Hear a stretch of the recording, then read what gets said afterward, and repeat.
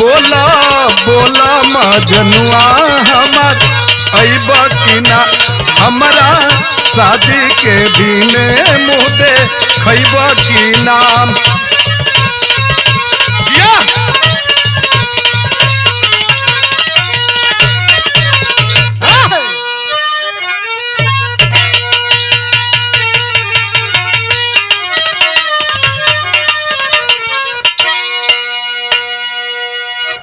अच्छा साथियों, हम गायक धर्मेंद्र यादव कोपागंज जनपद मऊ मैं आप लोगों को कोट कोट प्रणाम करते हुए अपने बिरहे की शुरुआत करने जा रहा हूं। भूमिका की लाइन है मास्टर।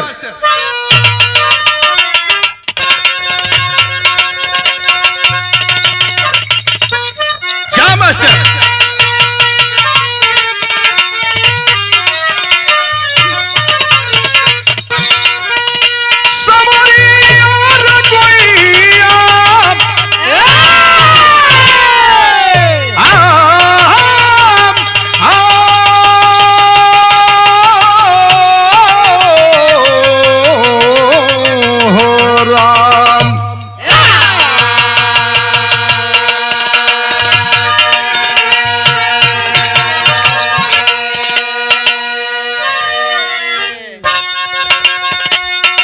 हमने सुना आप भी जानते हैं किरण बीच बाहें पुराता है भाई। रन में या बन में किसी भी तपन में भाई जीवन लुटाता है भाई।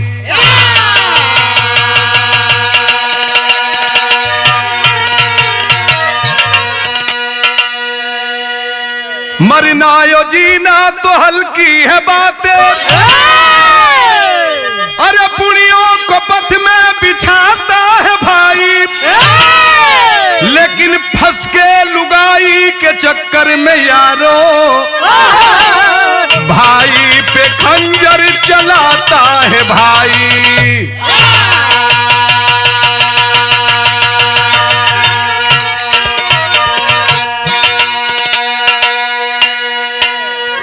लुगाई के चक्कर में यारों भाई पे खंजर चलाता है भाई।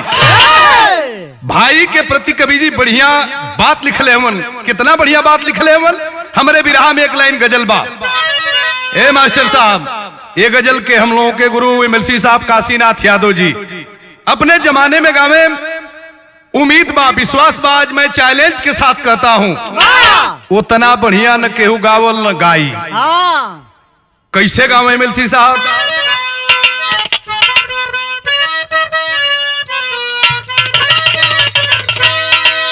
अजी सबको मालूम है मैं शराबी नहीं, अजी सबको मालूम है मैं शराबी नहीं।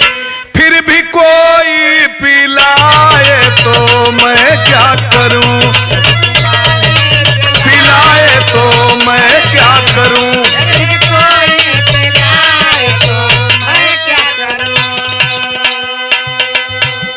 सिर्फ एक बार नजरों से नजरें लड़ी। क्या बात है?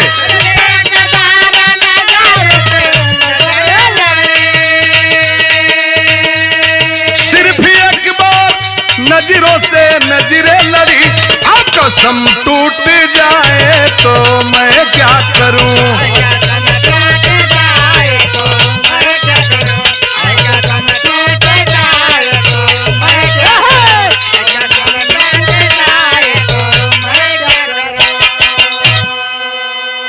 भाई के प्रति कितना बढ़िया भाव कवि जी व्यक्त कैले हुए।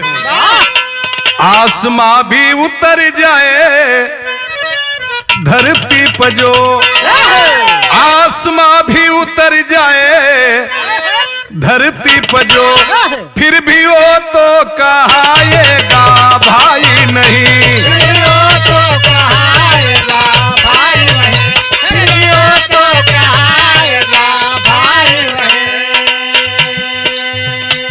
ज्वाला भरा समर सरोवर में मेघनाद तीर में, फिर भी लखन जी उठ गए भाई के पीर में। कहानी कहा कह तनी बात के समझ ला, कहानी समझने में आसानी हुई। बात सामने की, कहानी छूटने न पाए। जिला गाजीपुर में बसा शहर दिलदार नगर है, वही के बगल लालापुर की ताजी खबर है। जनपद गाजीपुर दिलदार नगर का नाम बड़ा चर्चित नाम, जहाँ हाथी घोड़ा बैल गाय भैंस का मेला लगेला। वही दिलदार नगर से कुछ दूर पर गंगा जी के किनार पर एगो गांव बा, जौने गांव का नाम लालापुर बतावल गए। वो लालापुर गौवा में के रहल, मिस्त्री विनोद मर गए खुदाई चर गई। कुछ दिन बाद शोक में लुगाई मर गई। मरते समय मदन से बोली आंखें डाल के, रखना बेटा संभाल के मेरे गोपाल के। विनोद चौहान बड़ा गरीब आदमी, खेती बाड़ी के नाम पर थोड़ी मोड़ी जगह जमीन रहल। विनोद चौहान राजमिस्त्री था, घर का जोड़ैया करें। गरीबी में प्रमाण मिला मेरे मित्रों, दिलदार नगर शहर में 3 मंजिला कोठे का जोड़ाई करत रहलन। भगवान की नजर थोड़ी सी टेढ़ी हो गई गरीब आदमी के ऊपर। वो बांस की जो पाइट बंधी थी, कमजोर बांस की पाइट टूट गई। वो पाइट जमीन पर गिरा। वो गरीब आदमी मजदूर विनोद चौहान ऐन स्पॉट मौके पर गरीब आदमी की मौत हो गई। जब विनोद चौहान मर गिलन, पत्नी के नाम प्रभावती देवी दोनों लइकन के लेके गोद में बैठ के रोवत थी। बड़का लड़का का नाम मदन, छोटका लड़का का नाम गोपाल। मर गईला के बाद रोले तो बचेला, रो धो के संतोष के लिए सोई बचवन के मजदूरी धतूरी कह के खियावे पियावे लगल। धीरे धीरे माई के आभास हो गल कि अब हम बचब ना। पति का गम बर्दाश्त नहीं कर पाई, दोनों लड़कन के पास में बुलौली माई प्रभावती। कहली बेटा मदन तू बढ़ रे बेटा, है छोटका का हाथ तुरे हाथ में धरा के जाते। एक आज से कर तू ही माई, तू ही बाप, तू ही सब कुछ हुए बेटा, हमके वचन दे बेटा। दोनों लड़का माई के पकड़ के रोवत हो, ना माई ऐसा बात मत कह माई, बाबूजी के मर गईला के बाद तू ही के देख के संतोष करे ली जा। विधि के विधान को कौन टाल सकता। इस दुनिया संसार को छोड़ करके माँ भगवान को प्यारी हो गई। मदन गोपाल दोनों बैठ के दुआरी पर रोवत हवन। गांवपुर टोला परोसा के लोग जुटलन, ले जाके लाश के दाह संस्कार कैलन। लाश के दाह संस्कार कई के लोग जब घरे आइलन, सब लोग अपने घरे चल गए। बचल के उहे दोनों टुअरा लइका दुआरी पर बैठ के रोवत हवन। उसी गांव के रहने वाले नेक इंसान, नाम था यादव दूधनाथ चौधरी। दूधनाथ चौधरी दोनों लइकन का हाथ पकड़ना अपने घरे लेके चल गिलन। खियावत पियावत हवन। धीरे धीरे कुछ दिन के जब समय बीतल, बड़का लइका सयान हो गल है। अपने पैसा से साइकिल, अपने पैसा से बल्टा खरीदलन। पूरे गांव के लोगन से हाथ जोड़ के निवेदन किया, भैया आज से केहू को दूध बाजार में बिके न जाई। यही गरीब आदमी के अरे 80 घर यादव 18 घर चौहान हो। दुगो लइकन को गुजर ना कर सकेली जा। बारिब वफादार दूधनाथ चौधरी गांव के लोगन से निवेदन कई के दूध दियाए लगल। मदन बेचे लगल, छोटका पढ़े में मन लगा दिहलस। गौवा से कुछ दूरी पर एक गरीब आदमी की लड़की से मदन का दूधनाथ चौधरी बियाह करा दिहलन। आज जब शादी हो गई, दुल्हन घर में आई है, तब तरज बदल गई। तरज कौन बा मास्टर?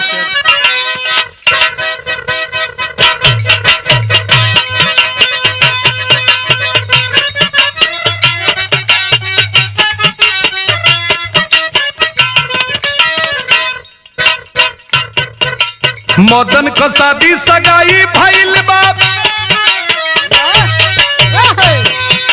मदन का शादी सगाई भइल बा। आ गईली गुलनार सुन सयानी हो। मदन का शादी सगाई भइल बा, आ गईली गुलनार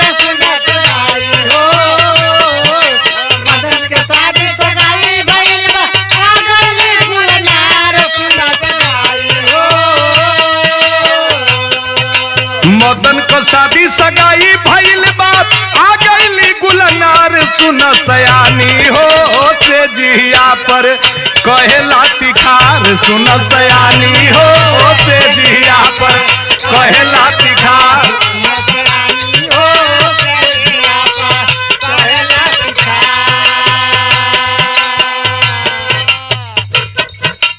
रीत रिवाज के साथ सुहाग कक्ष में अपने दुल्हन के पास से पहुंचा है वो बड़ा भाई मदन बड़े आदर्शता पूर्वक नीचे उतर करके पलंग से और पैर छू करके अपने पति को प्रणाम करती है।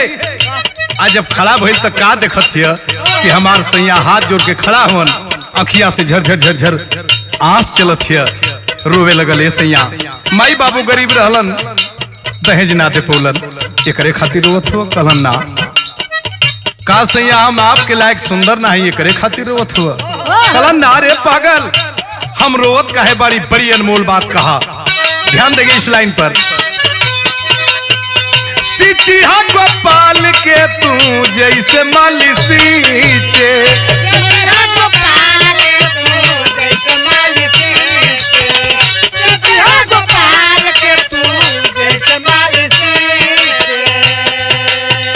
भाई बहमार तुहरी धर्म की पीछे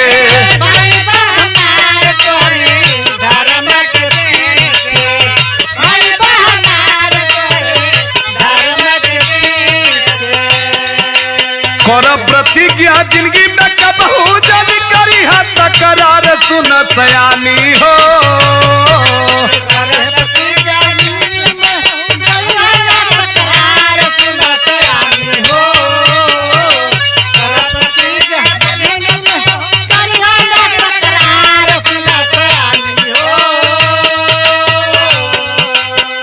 प्रतिज्ञा जिंदगी में कबहू जन करी हाथ करार सुन सयानी हो तेजिया पर कहेला तिखार सुन सयानी हो तेजिया पर कहेला तिखार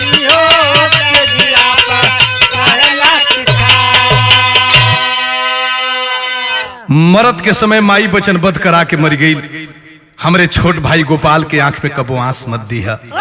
अपने पति का पैर पकड़ करके वादा करती है कसम खाती है सैया भगवान अगर भविष्य में हमके बेटा भी दिहलन अपने बेटवा से बढ़ के दुलार और प्यार अपने देवर बाबू से करब।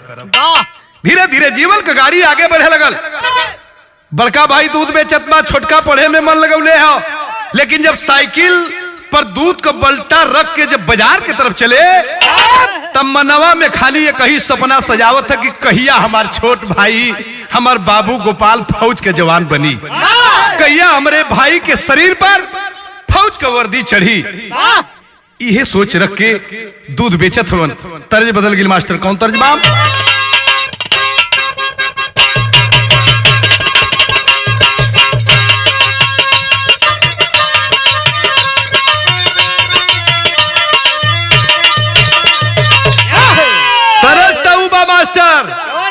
कोनो मेहरारू अपने मरद के मेला में खोजत रहल। वही गांव को देवर एगो करिया भेटा गए पान खैले रहल इतना करिया रहल बुझा सारे अलकतरा के पीपा में से बोर के निकालल है। पान खा लिए बुझा तक लंका में लग गई है आग। वही से पूछत है वो बतावत है तैसे से बढ़िया मास्टर तक अरे कहीं वही है सड़क पर अरे कहीं वही है सड़क पर लखन वही है रे कहीं वही है सड़क पर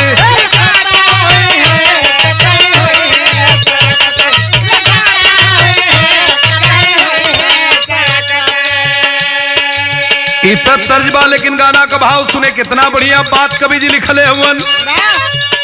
अरे सहे पीरना के खातिर अरे सहे पीरना के खातिर पीरन दुखवारे सहे पीरना के खातिर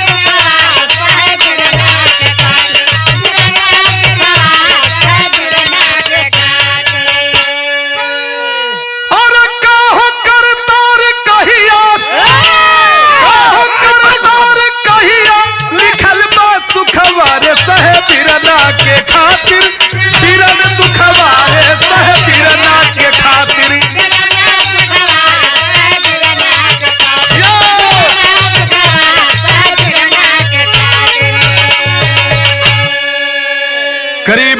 की मेहनत जब रंग लाती है तो उसका बेटा फौज में भर्ती होता है।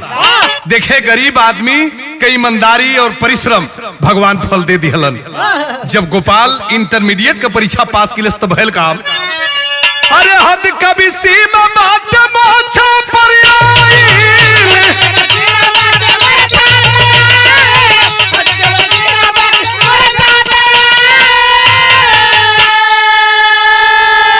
सेना में भर्ती बांधे फॉर्म भराई।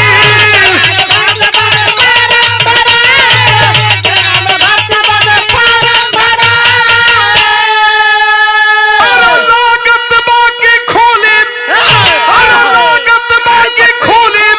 अब सुख का मुखावा रे साहेब बिरना के खातिर बिरना सुखावा।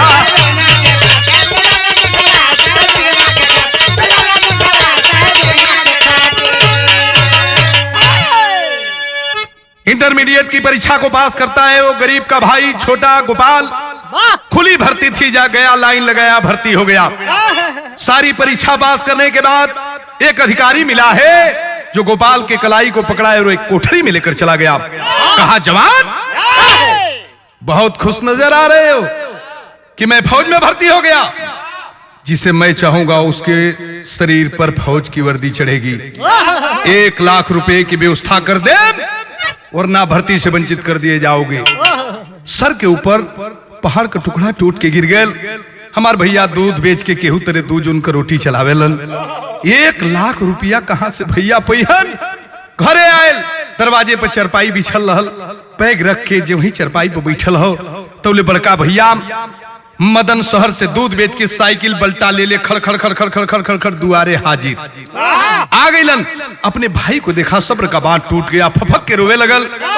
अपने छोट बाबू गोपलवा के आंख में मदन जब आंस देखलन, फेंक दिया साइकिल को। साइकिल कहीं और गिरल, बल्टा कहीं और गिरल। सीधे घर के अंदर प्रवेश कैलन। चाह दुल्हनिया सीमा अंगनवा में बैठ के और बर्तन माजत रहल। खरे पगली सुहाग रात में कही चीज तो मंगले रहली। हमरे भाई के रोआ दिहली, हाथ धोवत बा, बल्टी में अचरा में हाथ पोछत बा। सयाम हमके तो इहो नहीं खे पता कि देवर गोपाल बाबू दुआरे आके बैठल हो। आगे आगे मदन, पीछे पीछे दुल्हनिया आइल। पूछ पड़लन, बड़का भैया कबो कौनो चीज के कमी गोपाल तो के ना होके दिहली। केहू गारी दिहल, केहू मारल, केहू बोली को बोली बोलल, कौने चीज के कमी बाकी आज तू रोहले रहे पगला। कहला से भैया दूध बेचत रहला दिन में अलमान पाल के, यह ना कि कहिया हमार भाई फौज के जवान बनी। तोरे गाढ़ी कमाई के व्यर्थ ना जाए दिहली भैया, बल्कि फौज में जाके भर्ती हो गई। बरसों का सपना सजा करके जो बैठा था बड़ा भाई, खुशी में झूम उठा। दूध बेच के जितना रुपया पॉकेट में ले ले रहा सब चरपाई पर रख दिया। पागल, जब भर्ती हो गई ले तई रोवे का बात है कि हंसे करे। लिया मिठाई लिया के पूरे गांव के बांट दे। हाथ जोड़ के रोवे लगल, भैया 1 लाख रुपया को घूस लगल बा, अगर जब तक 1 लाख रुपया देब ना तब तक हमारे शरीर पर फौज को वर्दी ना चढ़ी। भैया बड़े भाई को भी कष्ट है लेकिन अपने छोटे भाई को जाहिर नहीं होने दिया। पागल, चल खाना खो, 3-4 रोज के बाद न पैसा चाहिए, हम व्यवस्था करब। मगन में परिवार चलत, बहुत सवेरे रोज की भात दूध को बल्टा लेके शहर में गईलन। बड़का भैया मदन चारों तरफ दूध बेच के आखिरी में एक हलवाई के दुकान पर बेंच पर उदास बैठल होवन। हलवैया पूछ पड़ल, का हो मदन भैया, रोज बड़ा तेजी रहले, आज बड़ा उदास हो, कुछ बोलत ना हुआ। खड़ा हुआ और हाथ जोड़कर रोने लगा। आवाज देत बा, कहलस की कैसे ये रजिया हो कहीं, अरे कैसे यार रजिया कोई, कैसे गा रजिया हो कोई, कैसे गा रजिया कोई, हलवाई पूछे दुख मारा।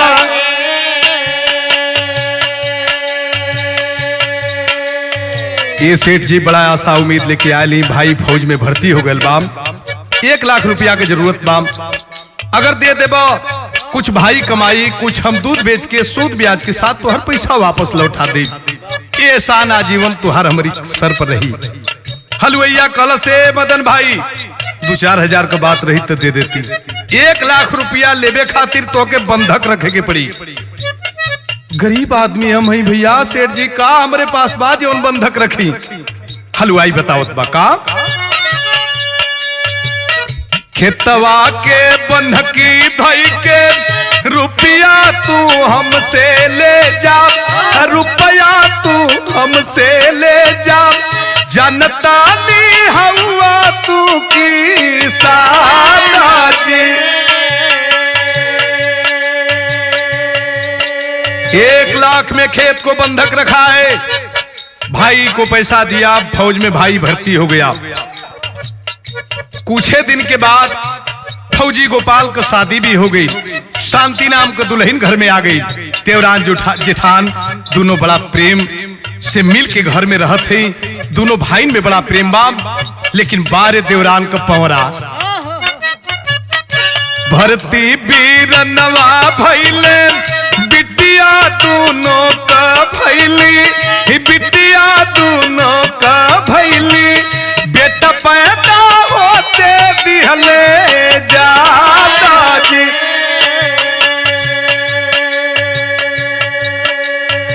देवरान जेठान का दोनों को बेटी पैदा हो गई। बड़का भैया बहन मौन मार के चुप पटैले हुन, छोटका उड़ी बड़का भैया को मार के आगे बढ़ गए। छोटका भाई का दुल्हन शांति देवी दूसरा गर्भ धारण कैले बाप। आज जब दूसरा गर्भ धारण कैलस ते बेरी बेटा पैदा भैल। बेटा पैदा भैल, लोग कहते हैं खुदा देता उसको खूब देता, मगर लेता है तो चमड़ी सही तू ढेर लेता। भगवान परिवार में खुशी पर ही खुशी देत रहलन, लेकिन अब ये परिवार में देखें दुख देवे शुरू कैले हुन। खुशी लेके लड़का आयल हल, लेकिन को दिन मात्र 5 दिन तक के धरती पर जिंदा रहल। पूरे परिवार के खुशी के समेट के लेके भगवान के प्यारा हो गए। जब लड़का मर गए तब देखे परिवार में अब विपत का चक्र चले शुरू भयल है। भयल काम कवनो घर फुकनी जा देवा, रानी के चढ़ावे देवा, रनिया के चढ़ावत बानी, अलगा तू हो जो बतिया माता जी।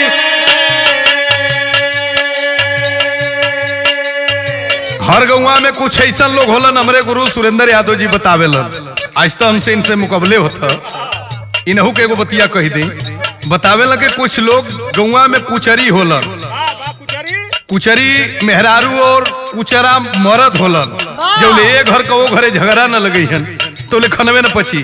वही गौवा में एगो कुचरी मेहरारू रहल, जो ने घर का वो घरे झगड़ा लगावे। वही फौजी गोपाल वो की लगे 2-4-5 दिन बैठल हो, आप बैठ के रोवत है। एक दिन फौजी गोपाल का दुल्हन शांति देवी पूछ पड़ल, आखिर अय्या हमरे दुवरिया पर बैठ के काहे रोवेलू, वजह का हो? कल अरे पागल, जब तोरे दुआरी पाइला तोरे मुअल बचवा का मुंह हमरे नजर के सामने दिखाई देवे लगेला। कबो ख्याल कैली उ कैसे मरल? कितना बढ़िया तोर पौरा आके घर में अली कि तोरे जेठान का मुंह उजियार हो गए। आज जब तोर बेटा हो गए तो ई खुशी के ना देखल सपरल, जादू टोना कई के भूत कई के तोरे बचवा का जान ले लिहल। मेहरारू का कांच दिमाग बात घर का गई। फौजी जवान के फोन कैलस, फौजी जवान गोपाल घरे आए। आज वही दरवाजे पे आके भैया भौजी का पैर छुआ था तो ले घर में से मोटरी गठरी गठिया के लेके नैहर निकल गई। शाम भइल, फौजी जवान उहे पे मोटर घाट वाली राजदूत लेके ससुरारी पहुंच गई। आज जब ससुरारी पहुंचलन कहल अरे भाई घरे चल, काहे यहाँ चली ली, इतना दिन के बाद आयल है। कलश ना जा, जा वही माई के लेके चाटो जोने के सीता माई बुझेला। कबो ख्याल कैला हमार बेटा कैसे मरल? जादू टोना कई के वो तुहार भौजाई हमारी बेटा के जान ले लिहलस। फौजी जवान की आंखें लाल हो गई। हराम जादी, तोर बात सुनला से पहले हमारी कान का पर्दा काहे ना फटल ले? चाँद सूरज में दाग हो सकत बाप, लेकिन हमारा भैया भौजी में दाग नहीं हो सकत बाप। बड़ा समझौले के बाद जिद पर अड़ गई तो लोग बतावेलन कि जवन मर्द का कमजोर नस मेहरारू धले, उनका दशा खराबे हो आउ धैले है कमजोर की नस। चलब घरे तब जब अपने भैया भौजी से अलगे होकर रहबत तब। मोटरसाइकिल पर बैठे रात में लेके घरे आ गई। चल सवेरे हम बता दे हम का चीज है। सवेर के पहर भैया दूध लेके जात हवन। वही समय का भाव मास्टर तेरी का लाइन बा।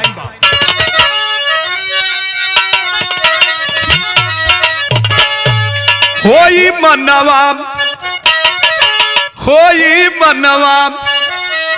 तहिया भाई को डिगल। अरे फुकलस कान में तहिया चलते जहर लुगाई। फुकलस कान में तहिया जरते जहर लुगाई। ई मनामा तहिया भाई का डिगल।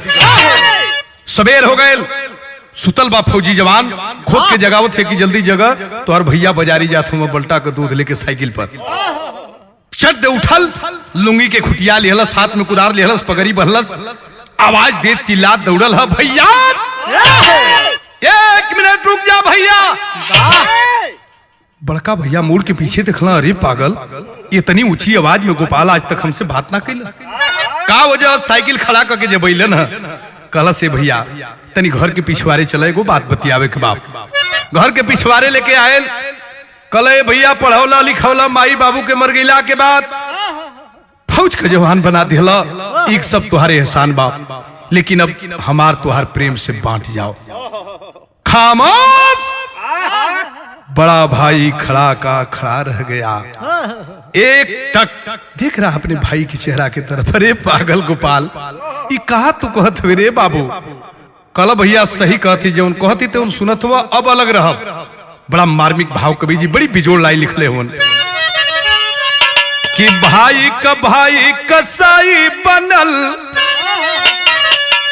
ए भैया भाई कसाई बनल। दुअरा डटी के झपिलावत बाटे। नारी तोहार हई कुल टाया लगावक बात चलावती बाटे।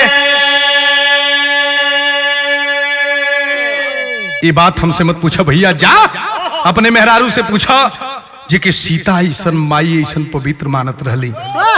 जादू टोना कह के हमारे बेटा का जान ले लेलस। इहे बतिया बतियावत था तौले भौजी कोनो काम से घूमत पिछवारे आ गई।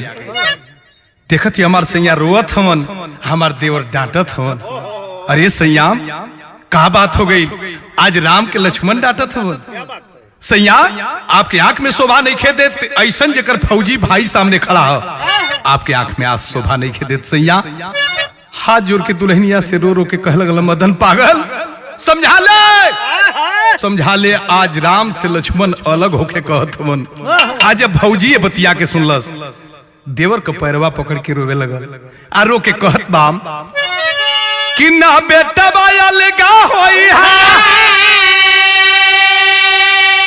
अरे ना बेटा बाया लेगा होई हा। अरे भौजाई इहे समझावत बानी। अरे भाई कसाई बनल दुआरा कुदार देवाल चलावत बाटे। कहलस बहुत नखरा तिलंगा देख पहली मरलस लात से भौजी दूरे फेंका गई। कहला बल क्या अलग होकर तय अलग तान के कुदार माटी के कांच दीवाल के खन के दुआर खोले लगल। दौड़ के भैया कुदार का बेट पकड़ लेला। खबरदार खबरदार ई मकान न तोर बनावली हो न मकान हमार बनावली हो। गरीब बाप मजदूर करेजा पर माटी लाद के मकान के तैयार कैले हुन और अपने जियत जिंदगी में बाबूजी के करेजा पर कुदारी न चले दे। ले पूरी मकान के घर के अंदर प्रवेश ना कैलन। एक हाथ में अपने दुल्हन का हाथ, एक हाथ में अपने बेटी का हाथ पकड़लन। गांव जवार में निकल गईलन के उससे बांस कोरो पतलो ढोंढ मांग के खेत में मड़ई बना के रह लगलन। धीरे धीरे कुछ दिन का समय जब बीतल हा, छोटका भाई गोपाल के दुल्हन शांति देवी के तन से एक सुंदर बेटा पैदा भयल हा। मकान बनोलस छोटका भाई गोपाल अपने बेटा का छठिहार और अपने घर का गृह प्रवेश एक ही दिन रख दिहलस। पूरे इलाका के लोगन के न्योता भेज दिहलस। लेकिन भैया ये भौजी के छुछहू मुँह ना पूछे गए हो भैया।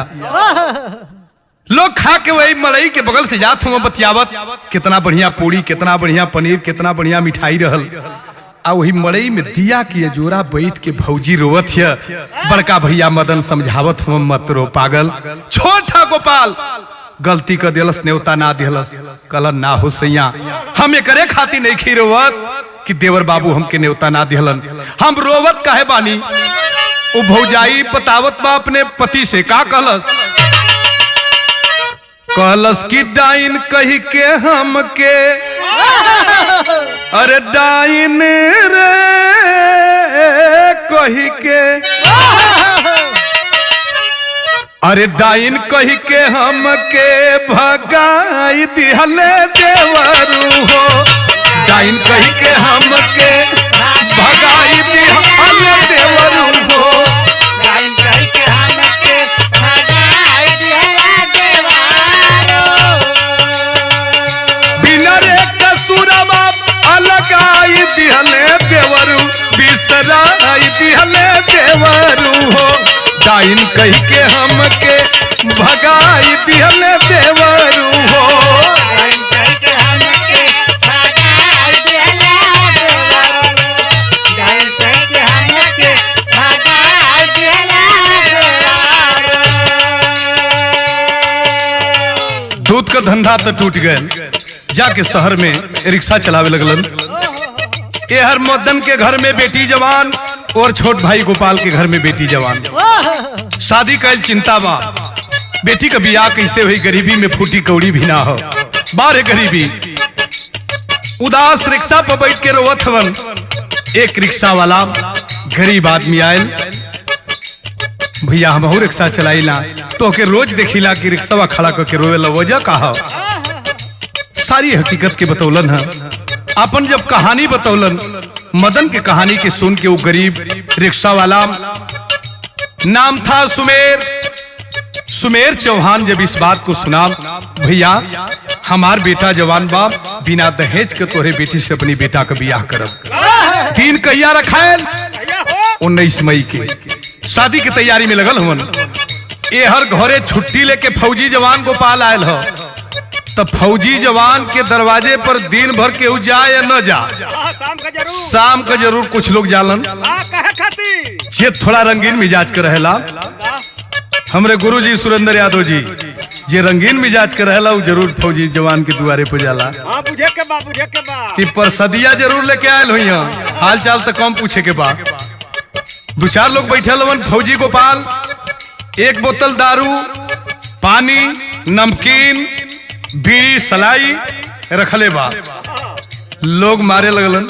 2-4 पैक जब चल गए, जब गोपालो 2-4 पैक लगा लिया, तब पूछत बा कि गांव का हाल चाल सब ठीक ठाक है ना। कहला सब नहीं खे ठीक, चिहू के खड़ा हो गए, का हो गए ले गौवा में। कहला तोहार भैया अपने बेटी के बियाहे के दिन धैले हवन। देखा चुतिया सारन का, वो गरीब आदमी अपनी बेटी के बियाह के दिन धैले बा, इन्हन के निक नहीं खेलगत। कहला जाए दे यार, हम खोजत है लड़का, घर मिलत बा तो बर ना, बर मिलत बा तो घर ना। कहला सब मार देता ना, कुल बात हम से बताओ के नहीं चाहिए, चला भी लड़का खोजाई। सबेर के पहर में जाके दिने भर में लड़का खोज के फिट हो गई ना सा।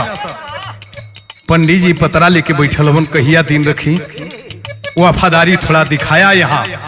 वो फौजी जवान कहला सुना, भैया के बेटी का बियाह के दिन बाप, दिन लड़े ना, 1 महीना पहले या 1 महीना बाद कर। चारों पियकड़वा सोचला सरे साला भाई के प्रति बहने के उतने प्यार बाप कैला सका। चारों पियकड़ इतना बड़ा न्याय कैला वो गरीब आदमी के साथ। बाबूजी गौवा के लोग नफरत बारी कैले,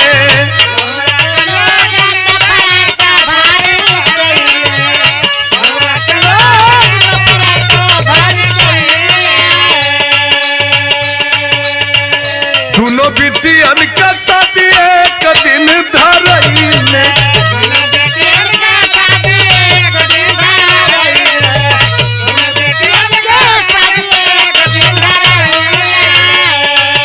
अरे जान के गरीब, अरे जान के गरीब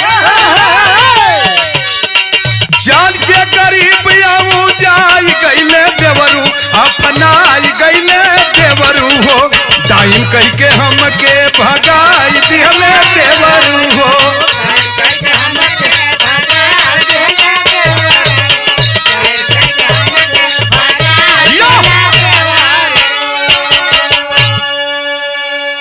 गरीब आदमी मदन जब ये बात सुनलस कि हमरे बेटी के बियाह के दिन गोपाल भी अपनी बेटी के बियाह के दिन रखते ले बा, कपार धके जमीन पर बैठ गल। अरे बारे गोपाल बारे भाई, तोरे पालन पोषण दुलार प्यार में कवन कमी कैली कि इतनी बड़ी सजा देते हुए रे बाबू। खैर सारी बात के भुला के शादी के तैयारी में लगल हवन। दुल्हन का हाथ पकड़लन, कहा गईलन लेके सोनार के दुकान पर। दुल्हनिया का पैर आगे ना ही बढ़त बाम सैया। अरे गरीबी में गरीब आदमी के खातिर सोना का दुकान ना बनल है सैया। कहला पागल, बहुत दिन ले दूध पियौले हैं सेठ जी के और कुछ पैसा इकट्ठा कैले हैं, कुछ उससे कर्ज भी ले ले। चला जब वही दुकान में प्रवेश कैलन, बड़ा आदर्शता पूर्वक बुला करके बैठाया हुआ दुकानदार, चाय पिलाया। मदन भैया इतना दिन के बाद अइला, अब बतावा कैसे दिन कटत बा। सुनले कि भाई फौज में भर्ती हो गए, अलग कर दिहलस। सारी कहानी के जब बतौले हवन, भर गया उस सोनार के आंखों में आंसू। भैया कैसे चलला, कल बेटी के बियाह के दिन रख ले सेठ जी, कुछ पैसा इकट्ठा कर ले, ये पैसा के रख ले, कुछ उधार दे दें, हमके 2 जोड़ा कंगन बना के दे दें। बाबा 2 जोड़ा? 2 जोड़ा कंगन, साइज एक, वजन एक, डिजाइन एक। दुल्हनिया हाथ दबावत है कि रे सैया लड़की एक 2 जोड़ा कंगन का हुई। कल पागल, 1 जोड़ा अपने बेटी संगीतवा के और 1 जोड़ा गोपाल के बेटी रीतवा खाती। सोनार एक टक उस गोपाल की चेहरा की तरफ देख रहा है। बारे वफादार भाई बा, ले जा मदन, तुहर रुपया पैसा हुई तो दे दिह, ना हुई मत दिह, मांगे तगादा करे न आई। कंगन के लिहलन पाकिट में रखलन, घरे आ गईलन। ब्याहे में कुछ दिन बाकी हो, सोचलन भतीजिया के कंगनवा दे आई, आज दे बिहने दे, आज दे बिहने दे करत में उहो दिन आ गए जहिया बारात दुआरे पर आवे वाली हो। एक तरफ फौजी जवान गोपाल के दरवाजे पर, लग्जरी गाड़ियन के लाइन पर लाइन लगल बाब, मकान पर झालर रात मरकरी बरत बाब। एक तरफ एक गरीब आदमी के दरवाजे पर एक छोटा सा जनरेटर, 2-4 गो लाइट जलत बा। दरवाजे पर रिक्शा से बारात आइल बा। व्यवस्था दोनों ओर का कैसन रहल तनी सुना विदेशिया का भाव मास्टर।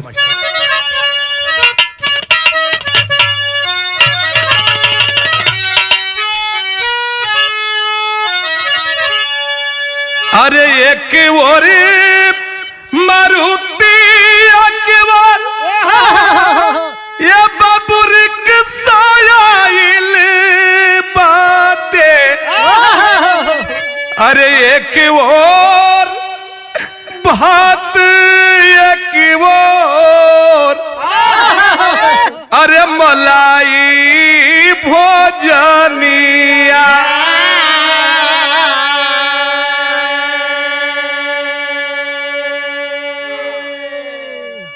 सोचता गरीब कैसे, अरे ललसा पुराइब यहाँ पर। अरे लियली सोनार घर से आजीवन हो कागनिया।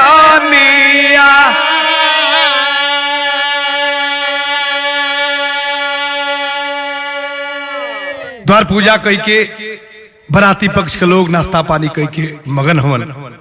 दोनों तरफ बारात आ गई है।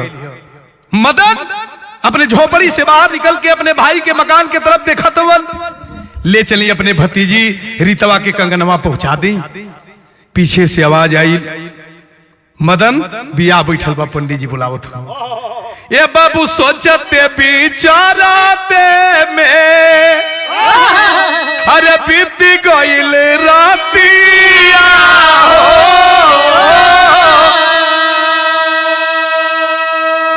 अरे होत भोर अब भइले, अरे विदाई वाली जुनिया।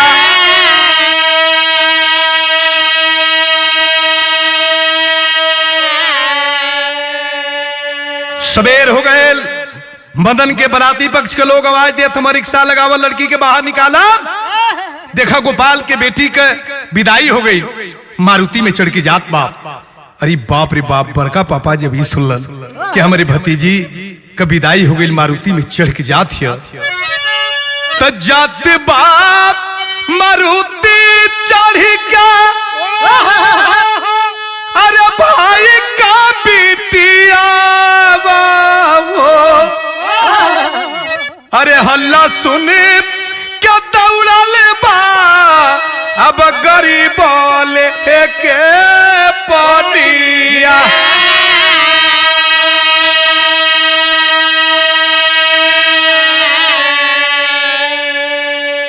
लोटा का पानी उठोलन, पाकिट में कंगन रखलन, दौड़ पड़लन पीछे से, आवाज दे चिल्ला, भैया मारुति वाले गाड़ी रोक दे, भैया ड्राइवर भैया गाड़ी रोक दे। मारुति के शीशा में से जब गोपाल का बेटी संगीतवा देखलस, अरे ई त हमर बड़का पापा आवत हम, इशारा कैलस, भैया ड्राइवर तनी गाड़ी रोक दे भैया। मारुति का गेट खुललस, एक तरफ से भतीजी चलत बाम, दूसरे तरफ से बड़का पापा आइलन। जब भेंट भइल, बड़का पापा के पैर पकड़ के रोवे लगल। मदन लोटा के पानी से मुंह धोत हवन, उतार के कंधा से गमछा मुंह के पोछत हवन, मत रो बेटी, मत रो संगीता बेटी, मत रो, कितना हम बड़ा भागा है रे पागल कि तो के दुलार प्यार भी दे न पौली। ये गरीब आदमी के पास का हो, ये काम करत हवन मदन। दोनों पक्ष के बराती के लोग खड़ा हुवन, ये काम कैलन जो देखे में लोगन का कई टुकड़ा कलेजा हो गए। कैलन है काम,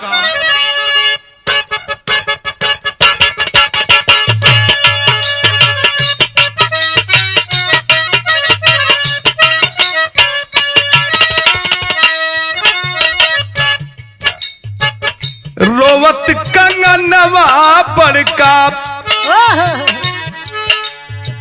रोवत कंगनवा बड़का, पापा पहनावत हो बने, रोवत कंगनवा बड़का, पापा पहनावत बने, ला बेटी देता ही गरीब हो, पापा पहनावत बने गरीब हो, पापा पहनावत बने।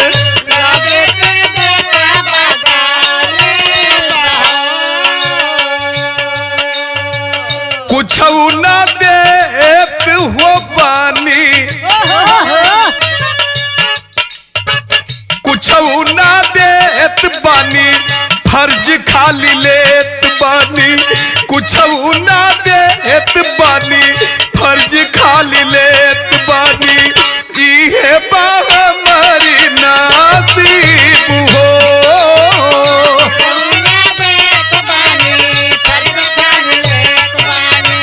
इहे बा हमारी नसीब हो।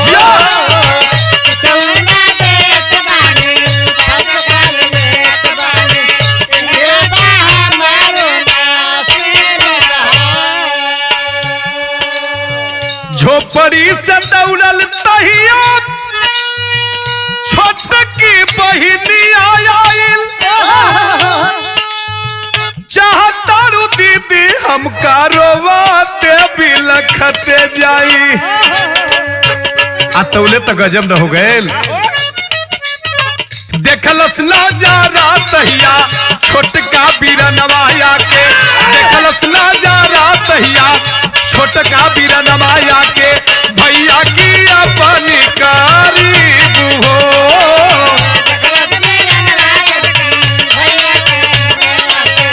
भैया की अपनी करीब हो, देखलस नजारा तहिया छोटका बीरनवाया के, भैया की।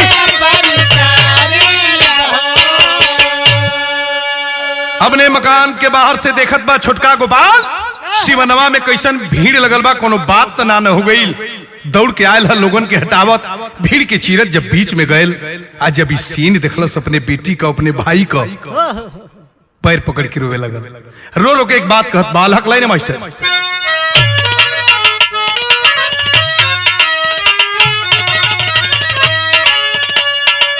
रो रो के भैया का पैर पकड़ के एक बात कहत बा कि पढ़वला लिखवला हमके अरे भर्ती करवला भैया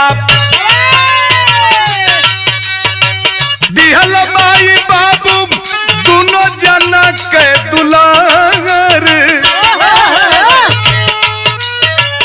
मेहरी के कवनो घर फुकनी चढ़ाई हो दिहल मतिया मराइल दिहली तुहके हो बिसांगर भैया के पैर पकड़ के रोवे लगल भैया गलती इतना बड़ियार कैले कि माफ करे जोगना कैले ही हो सके तो माफ कर दिया मेहरारू के कहला में आके तोरे ऐसन भाई के इतना बड़ा कष्ट दिहली हमार मेहरारू झगड़ा तो लगा दिहलस हम क्षमा मांगत हैं लेकिन एक बात का निवेदन भी करत थी भैया तोहार बेटी रिक्शा पर जात रहल हमार बेटी मारुति पर चढ़ के अब कताब ऐसा न हुई का कहलस फौजी गोपाल तोहरी झोपड़िया से अब तक विदाई होई दोनों बेटी जइहन हमार चढ़ के मोटर का घर शहर से एक और सजा धजा करके मारुति कार मंगौलस मिठाई साड़ी कपड़ा गहना मंगौलस दोनों बेटिन के विदाई कर दिहलस विदाई कैला के बाद फौजी जवान घरे ना गए गए ह कहां विदाई के बाद धई के भौजी का चरनिया रोवे बेटा जानी माफ करा गलती हो हमार पहुंच गए अपने भौजी के पास जा झोपड़ी में एक कोन में दुबक के बैठ के रोत रहल पैर पकड़ के रोवे लगल भौजी बहुत सजा दिहली भौजी माफ कर दो भौजी बड़ा दुलार प्यार दे के जवान कैले हो फौज के जवान बनौले हो हमारी गलती के क्षमा कर दो भौजी एक बात और फौजी जवान कहत बाप धई के चरणवा तहिया कहत बाबीरनवा भैया चाहता नहीं एक हो जा दोनों परिवार तोहरे ऐसन देवी के रहे खातिर झोपड़ी ना बनल है भौजी घरे चला भैया और भौजी के देवी देवता के समान बैठा के पूजा करब सेवा करब जब भौजी अपने देवर की आंख में आंस देखलस याद पड़ गए अरे सैया के सुहाग रात में वचन दिले ही कि जियत जिंदगी में अपने देवर की आंख में कबो आंस न देखब और हमरे सामने वचन टूट जाई सैया का दिहल अचरा से आंस पूछे लगल ना रो बेटा मत रो बेटा बेटा नियर पलले ही आज भी दुलार प्यार हुए हम मत रो लाल ये न चाहता कि तोरे घरे चली जरूर चलब खाली एक बात का जवाब दे दब बिरहा के आखिरी लाइन में भौजाई एक बात कहत बा जो सुने में ये बात कलेजा की चीर के पार हो गई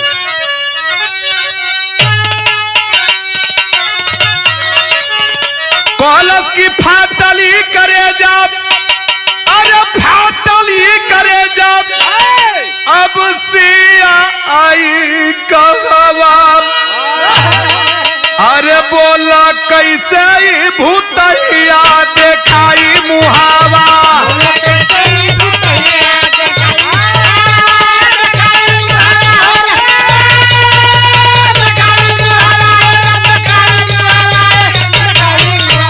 बोला कैसे भूतैया देखाई मुहावा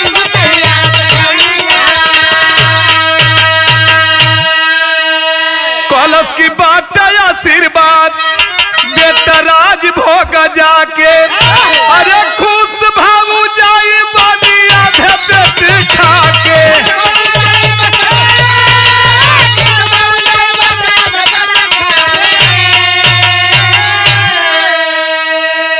बाबू एक बात और सुन ला अरे पानी जा परानी अरे पानी जा परानी दोनों तुहरी छावा तब बोला कैसा भूतहिया देखाई मुहावा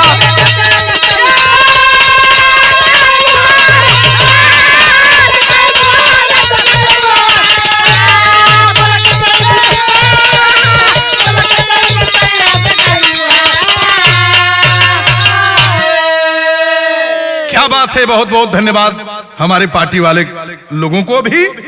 हाँ, मैं बहुत बहुत प्रणाम श्रोता सज्जनों को भी करता हूँ।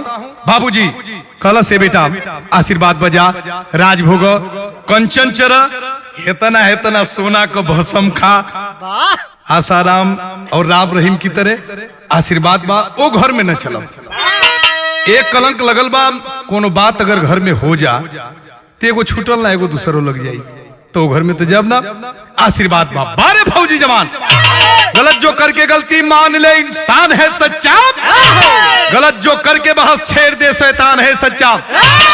इंसान उसी को कहा जाता है, उसी के अंदर इंसानियत होती है जो गलती को क्षमा करता है, अपनी गलती का क्षमा मांग लेता है, तो क्षमा करने वाला उससे भी बड़ा महान होता है।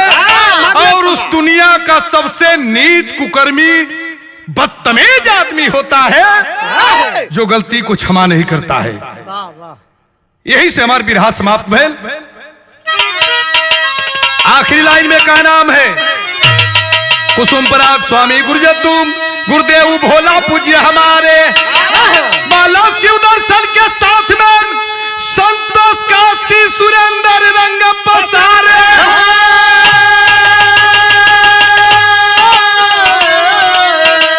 अरे मनवा तहिया भाई को डिगल, ये भैया मनवा तहिया भाई को डिगल, कमल धर्मेंद्र सद्भाव धरा पर आई, मनवा तहिया भाई का डिगल।